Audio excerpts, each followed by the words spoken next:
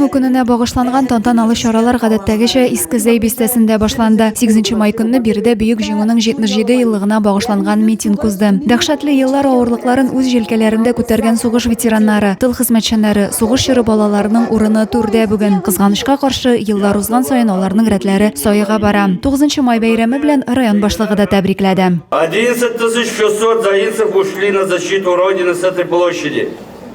Только каждый третий солдат вернулся с поля боя живым. Их наше поколение запомнило героями, чьи груди полны боевыми наградами.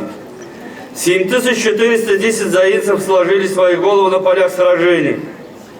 Из вернувшихся живыми всего 6 ветеранов встречают 77-летие Великой Победы. Тантаналы митингта хәрби комиссариат һәм хәрби патриот оешма җитәкчеләре рәхмәт сүзләре белән чыгыш ясадылар. Дәһшәтле чорларны чагылдырган сәхнәләштерелгән тамаша тәкъдим ителде. Ил азатлыгы өчен геройларча һәлак булганнар 1 минут тынлык белән искә алынды.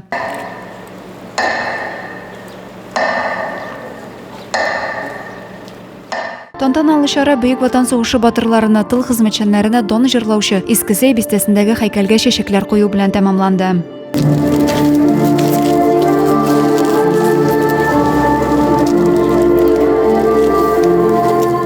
Адилә Бирханова, Ангелина Санникова, Зей хәбәрләре.